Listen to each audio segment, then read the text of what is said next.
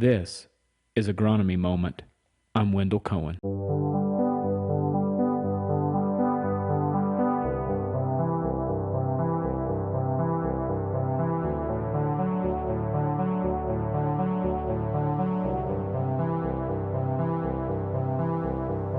Good day, everybody. Welcome to Agronomy Moment. Joining me today here is Celena Kipping, our agronomist here for Southwest Missouri.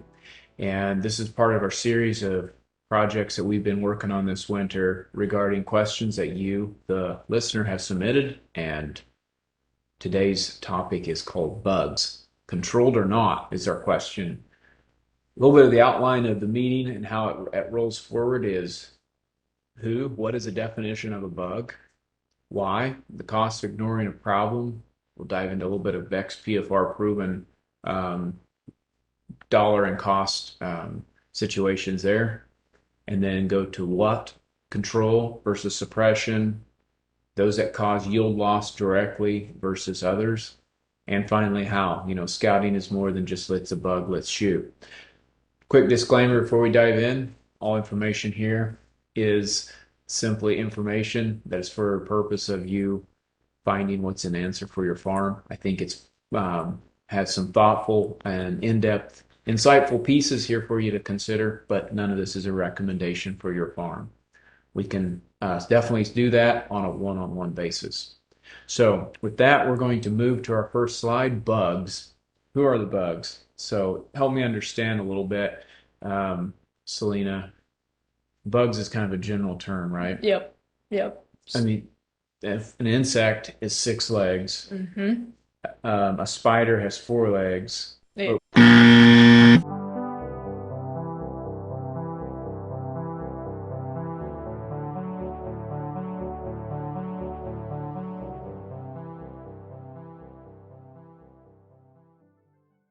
Oh,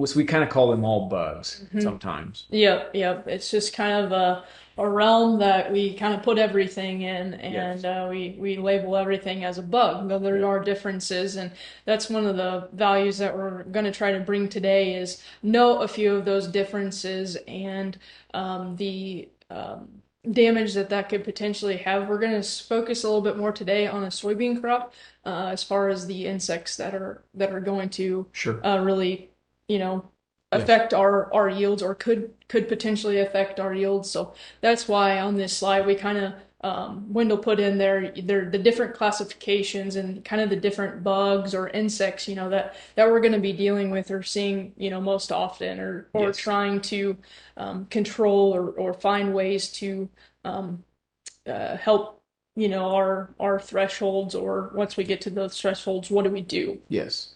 And because, it doesn't matter so much who they are. It's Hmm.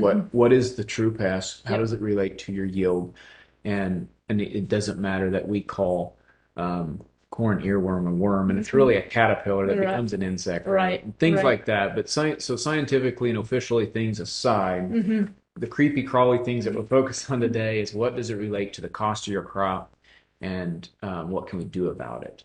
So Yeah, here, I'll so turn it over to to you. to to kick it off here, I'm gonna talk a little bit about a PFR proven, a couple insecticides, and one thing I really want to hit on is just the importance of R3 and pod fill and protecting that soybean crop if our thresholds are to that level.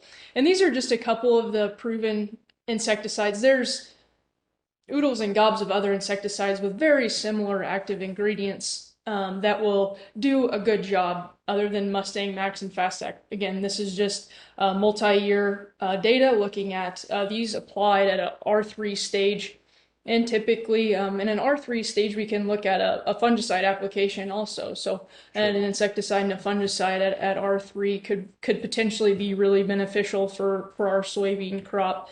Um, we think about bifenthrins and how good that those can be on some of our hard-shelled insects. And we've got Tundra and Brigade and just to name a couple Yep. of the other commonly used insecticides. And what was that one you were saying earlier? Baythroid is another, Yes. Baythroid XL, Leverage. leverage. some of the others that Yeah, I mean, this thing's advancing on me. that will do a good job for us Yep. also. So again, we're going to dive a little bit into our direct yield loss bugs and our defoliators, which will lead us on to I think our next slide there. So here's the slide that it keeps wanting us to go to. So we think of our direct yield loss insects and our defoliating insects and the damage that that could have on our soybean crops. So our direct yield loss are going to be our stink bugs, corn earworms, or our soybean podworm. Both of those are the same thing. We just sometimes, depending on what crop we're talking about or what circumstance, can affect what terminology we use there. And then the bean leaf beetle in the upper right hand corner there to point out some of the damage. In the very, very right hand corner, that's going to be typical bean leaf beetle soybean pod damage. The middle one is going to be our stink bug damage with a developing seed. And then the left picture is kind of a first initial damage caused by a stink bug on that soybean pod. So it can start out looking like that, but when we open up the pod, it can get as severe as that middle picture and the bottom pod on that picture. It doesn't look like hardly anything to hardly take note of in the first left one. Yep, and that kind of with our direct yield loss insects, and I like to, we think about the things that we can see, and Yes. and the things that we can see most of the time are our defoliators. So Like the picture we show there of the yeah, leaves. yeah. And so like our armyworms, our loopers, our grasshoppers, things like that are defoliators that, like Wendell said, that picture in the lower right-hand corner is going to show our percent defoliation across leaves, and that's going to help us make a decision on is it to the threshold that it needs to be in order to warrant a insecticide application. Um, and back to the it's that's what we can see, and so most of the time we think it's worse than potentially it actually could be, and we might not be thinking about our direct yield loss Sure. insects quite as often. Yes.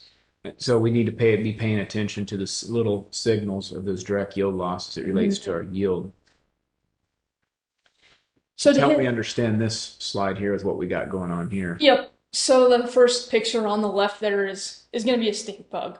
Really common, and the threshold for a stink bug is going to be relatively lower compared to some of the other insects that we think about, because they can cause damage very quickly and to the seed number, the pod, seeds in the pods, and the treatment for that is one stink bug per one row of one row or 1 foot, sorry. Yeah. And so that's going to be our threshold we look for on the stink bugs, and a lot of the time it's going to be getting out into that field, taking Yes. a look underneath the canopy Yes. of the soybeans, because they're going to be in that pod area, the stem area of the Yes. crop. So And I wanted to pause you for just a little bit because I'm going to show a picture, insert a picture here okay. of that and what does this other bug that looks very similar? I didn't was even aware of that. So Just yeah. tell me just a little bit about that. And so I'm going to cut. Okay. So I'm going to bring that picture in later. I'll just probably just bring it in Okay. with a slide picture in picture. Okay. And so you can just talk about it as Okay. if it was up there and Okay. roll on. So Okay.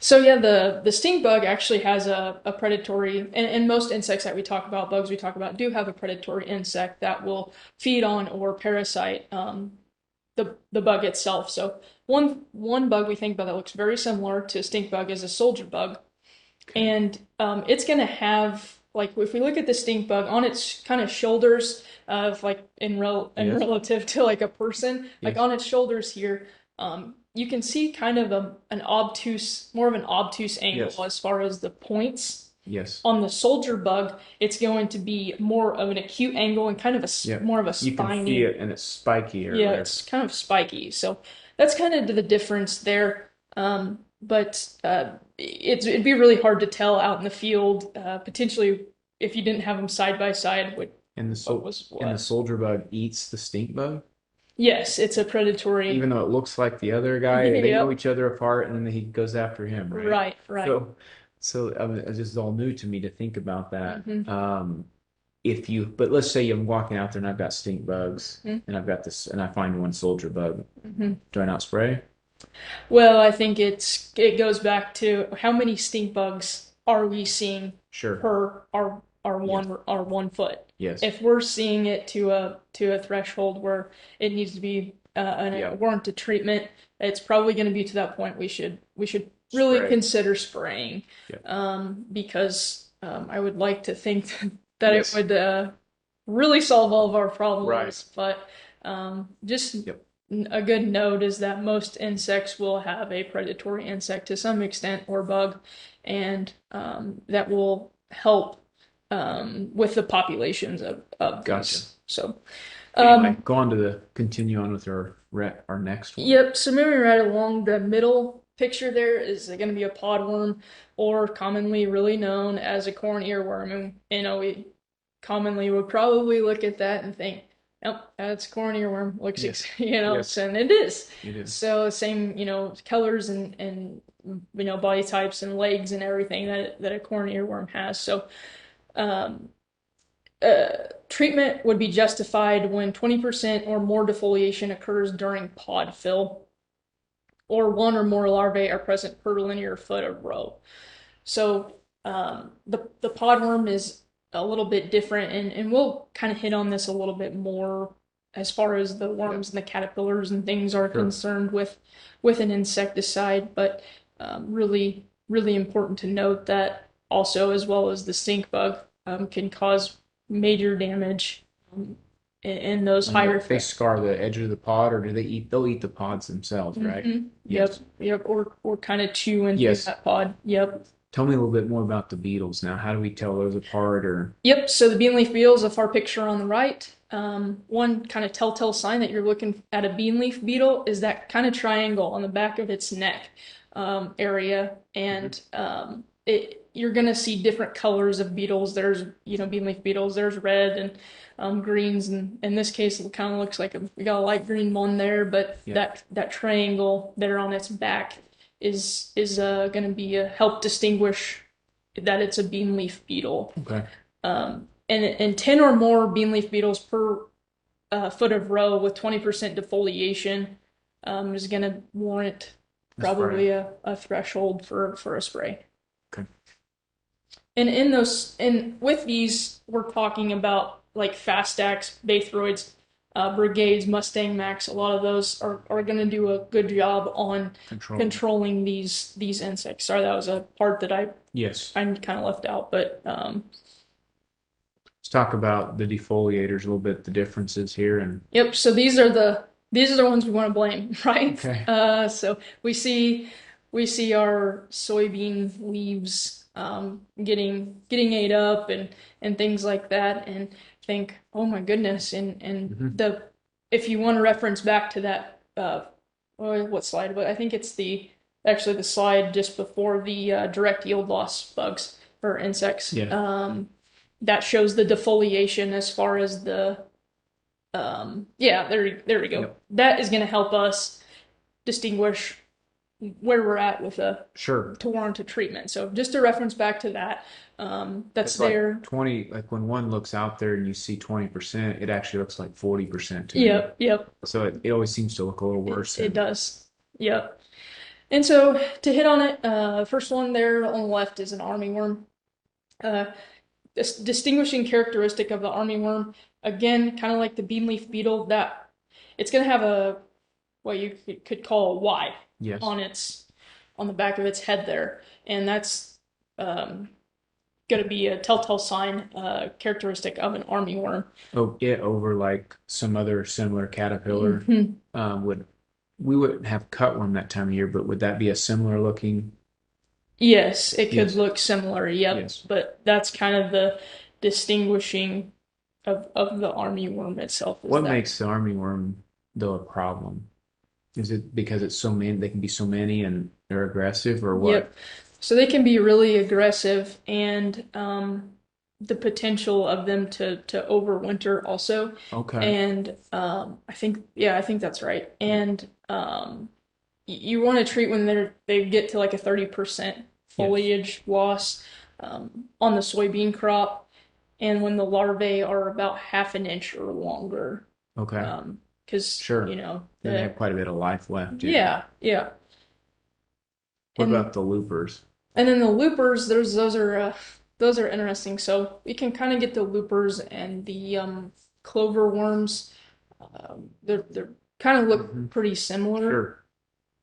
but that looper is going to be just a tad bit harder to control than a clover worm. So if we see thresholds out there for loopers, and it's probably not going to be the only insect that we're going to have problems with. But if there was a certain situation where we're really having problems with that looper, we need to look at a specific active that is going to control that. And it's going to look a little bit different compared to Sure. some of the other insects we're going after.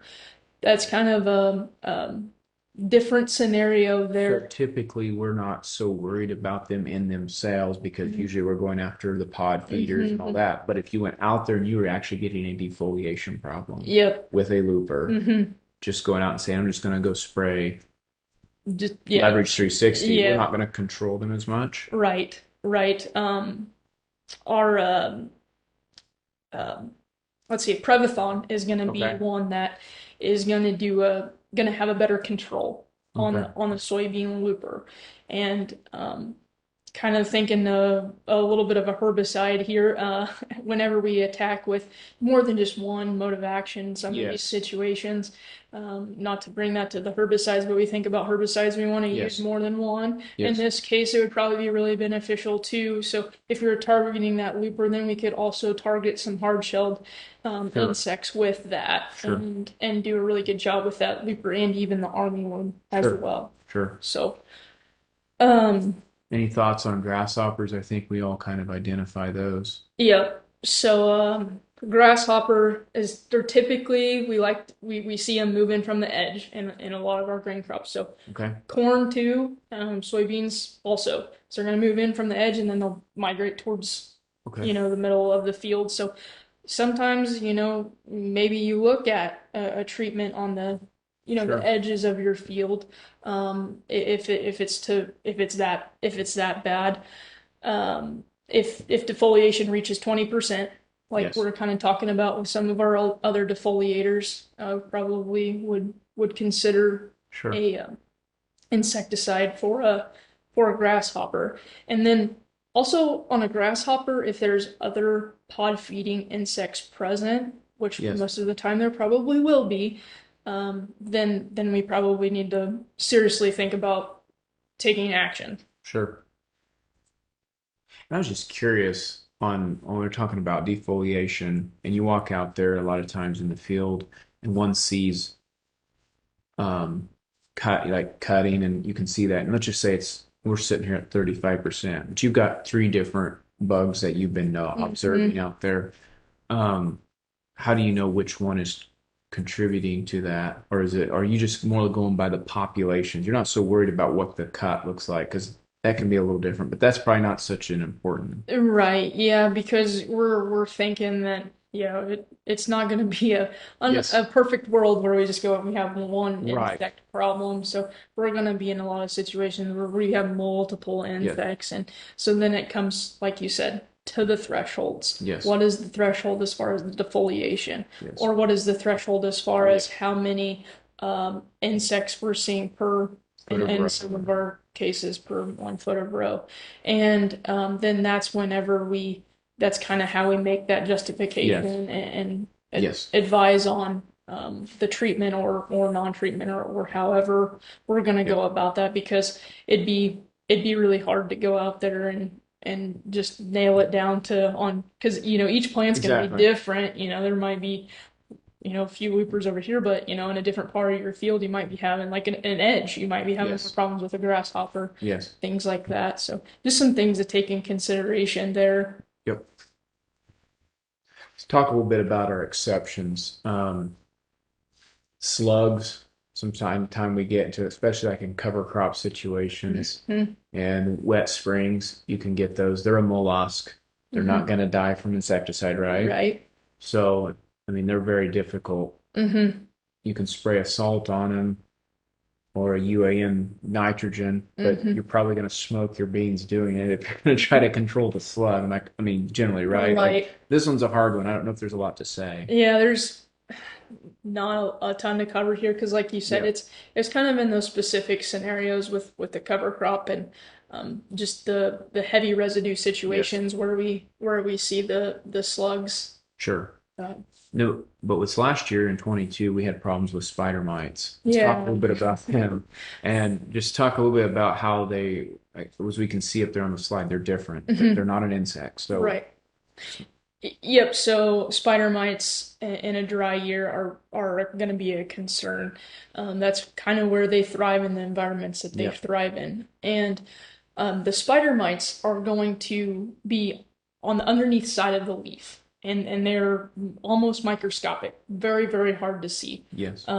So in trying to find spider mites, it's kind of important that, and with other insects too, and a lot of insects that we try to not disturb the plant that we potentially would be looking at, and Yes. kind of are careful with how we look at the underneath sides of those leaves, and they kind of create a webbing underneath Yes. the leaf, and that can be actually easier to see than the spider mite itself, just of what kind of they leave behind there.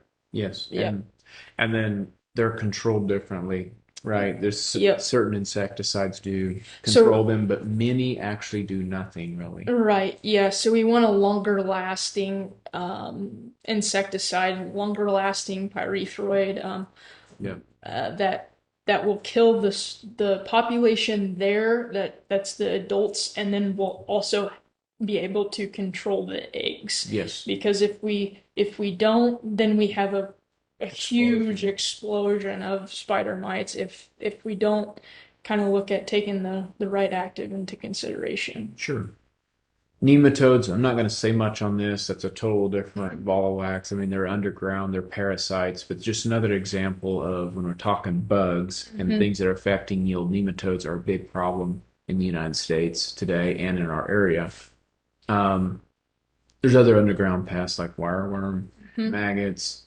Again, these here are not controlled foliar and surface, right? Correct. One thing with the nematodes and the underground pests, I Okay. think one thing that we should kind of hit on is our seed treatment. You Okay. know, a Yes. seed treatment, an insecticide seed treatment is going to help combat some of those things Yes. and really help us with some of that Yes. control to where we don't see or don't maybe lose Yes. as much of a stand because we have our seed treatment to help with that. Like for example, and the Escalade is going to be Yes. our Nemasect. Yes. That's going to help with our soybean nematode populations, our wireworms or maggots or Yes. grubs like you were hitting on. So Yep. in order to help with control of those, we would look into a seed treatment that would target some of those Yes. pests. And then we look also at nematodes, like you can add a levo Hmm. as an additional because it has a Yep, certain suppression of absolutely. nematodes, it appears so. Deck to stem board, once in a while, this can happen, right? Hmm. And these here are also there. It's an insect, it's a caterpillar, right? Yeah. But it's also hard because of its habitat. Yeah, and whenever they bore into that stem, Yes. they kind of create a plug that are at the bottom, and that just gonna kind of shut off Yeah. everything that the soybean needs, and because everything is coming, from the leaves Yeah. and coming from, the roots and things like that. So, that one is interesting, and Yeah. uh, and in certain scenarios could potentially be, but really Yeah. bad, and with that one, we typically don't notice it until pretty much harvest or Yes. really late season. That's whenever we see Plants. the plants start to really fall Yes. over and cut inside of them, and you can see where Yes. they have either put that plug or have bored through that stem. In corn earworm, we have a little bit of just kind of that similar thing going on where they're shielded by insecticide. Both of these bugs can be killed with insecticide.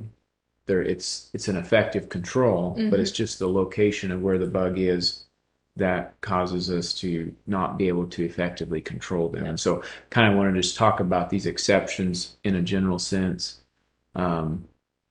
that you either need to use a different product or it needs to go into a different place or preventative and things like that. Like with corn earworm, new traits like Viptera and Leptra. Yep, above ground traits that will help target, or corn earworms will definitely help with that.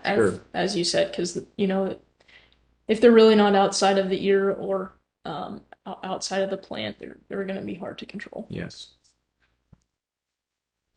And a little bit continue on this. I'll let you take this. A little bit more on the exceptions. Kind of going to focus on what would happen in a dry year. If we look at another dry year, what are some things to be aware of? And like we already hit on the spider mites, but another pest that we need to be probably looking at too in a dry year could be whiteflies. And they're going to actually be in the aphid class, which is the picture there on the right. I just wanted to put a picture of aphids up there to kind of show you what a aphid looks like on the underneath side of the leaf, and maybe a little bit of an extreme scenario there, but just to get an idea of the family that it is related to. The whitefly and the spider mite are going to leave a very similar, well, excuse me, the spider mite is going to have the webbing. The whitefly and the aphid are going to leave kind of a sooty mold, kind of a honeydew, a sticky kind of substance behind whenever they're there and present and feeding. And we think about these insects, most generally speaking, are always going to be on the underneath side of leaves. Which makes them, again, really hard to notice, really hard to see whenever we're scouting. They're small, they're tiny. Yes.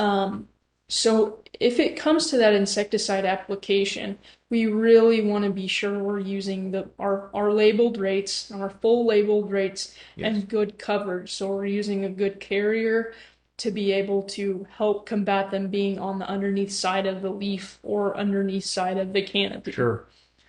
And just real briefly, like make sure you've got good nozzles for the maximum coverage. And you said good water.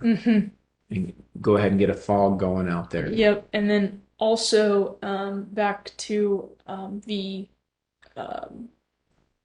thresholds. I don't think there's actually a threshold for whiteflies, but if we do have an aphid presence or if we do have a spider mite presence, that's going to probably make our, what a whitefly damage could do. It's going to, kind of explode all of those problems. Sure. So just kind of another thought there. Okay, very good. Now I want to move to as we start to look towards the last part of our podcast, I'm interested in the how, finding our answers simply.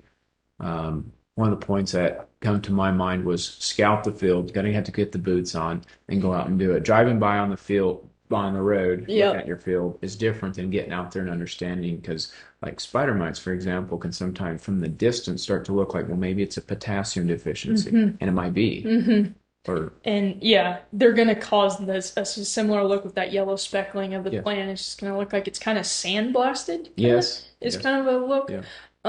But to Wendell's point of putting the boots back on and how do we scout for these insects, a lot of times like a sweep net could be used. Sure. And I'm sure everybody has kids who would just love to go out and sweep net around. So, and also a white drop cloth. So whenever we're looking for like our worms, our podworms, things like that, laying a white drop cloth in between rows and shaking those plants and seeing what falls out from the canopy.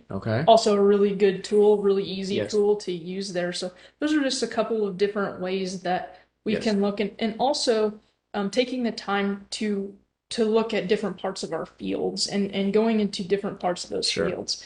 Because like just an easy one to hit on with the grasshoppers. Maybe we only have grasshoppers at the very edge of our field next to a road ditch, and the rest of the field is not quite as bad. So it's important too to get representative ideas from different parts of the field. That makes sense. And then, like we talked about, nutrient deficiencies versus, a bug deficiency. Driving by on the road, it can look yellowish, and it could be several things. The other thing is, we talked a little bit already about that, is ID in the bug, making sure we know which bug we're focusing on. Because, Mhm. like to your point earlier, you mentioned about the loopers. Mhm. Typically, not ever a problem. We're not, I should say never, but we're not usually focused on them. Mhm. However, if we went out there and the defoliation was actually a problem and that was a focus, we need to know that because it's a different insecticide to do good control, right? Absolutely. Um, insecticide knowledge. This one here could, this really actually is a Pandora's box of many, many different things. Because you look, I started reading through these labels and I was taking notes and I thought, sure, there's a way to simplify this. And it just seems like every product has its thing that it has really good on control, Yep.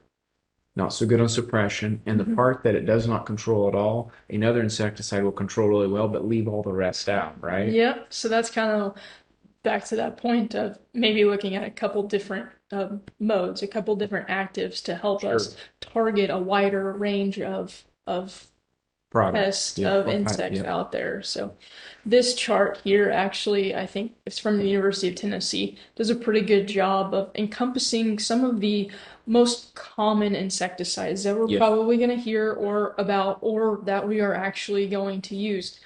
It's going to take a rating scale there, 0 being no control and 10 being excellent. And like I said, this is in Tennessee, so a little bit, probably dealing with some different environments there, but overall gives you kind of a bigger picture look at these different insecticides and how well or Yes. how well I guess they don't do Yes. on some insects. Like our defoliators, like on the looper, you can look down there and see that, there's not a lot of insecticides that, are 5 or greater. There's a lot there that are going to fall below that. Yes. But the important thing is like Wendell said, is we're probably targeting more than just a looper. So we want to think about our pod feeders. We want to think about those direct yield loss pests And that as would be over well. on this side of the chart. Mm-hmm. Feel free to pause this video a bit if you want to study this, but because I feel like it has some really interesting things to Yep. reference off of. Yep. And also these insecticides on here, you know, a lot of them probably have a very similar as another insecticide. It's just looking at those labels and looking at that active ingredient, seeing Yes. how much of that active ingredient is in a different insecticide, for example, because there's oodles and gobs, and it would you would scroll for days trying to Yes. encompass every single insecticide that different companies have. But like I said, just going, searching a hero label, seeing looking at that active ingredient and saying, okay, well, then you can search that active ingredient and find other Yes. insecticides that are very similar. Yes. Yep. I thought that was a handy chart there to look at. So. Mhm.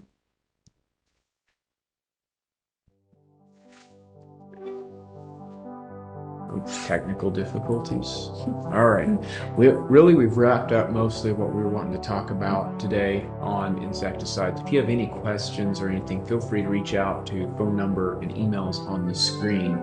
Celena, before we go, do you have anything you'd like to add?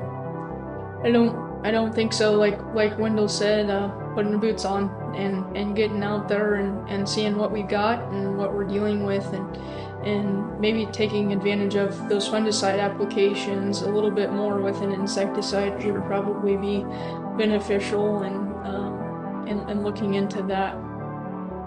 Very good. We want to thank the different ones who contributed to this. There's different universities there that we've tried to reference. You have watched this and feel like you have not been included in this, feel free to reach out. We'll be happy to correct that. Special thank you also here to Celena for contributing to this presentation and also being in the podcast here today. Once again, we thank you all our listeners for watching this, and we hope you found it valuable. Please give us feedback, give us a like, review, follow us on YouTube and everywhere, wherever you get your podcasts. So with that, we'll see you next time. See you next time. Thank you.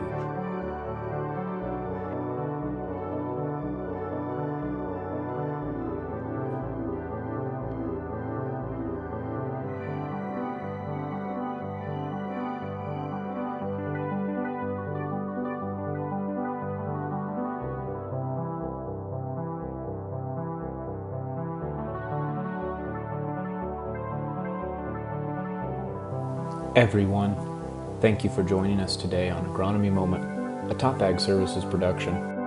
If you want alerts on what we are finding in the field, go to topagservices.com/signups to receive alerts, or subscribe to our YouTube channel.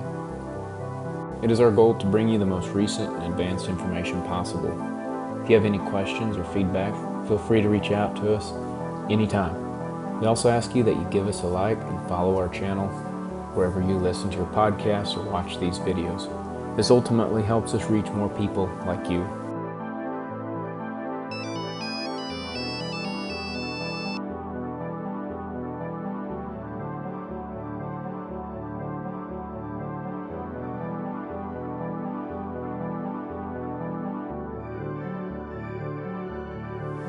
Hey, this has been Wendell Cohen, your show host.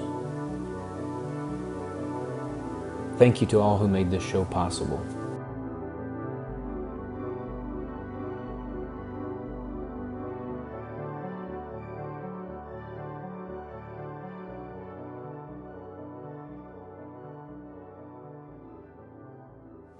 This show is over. See ya.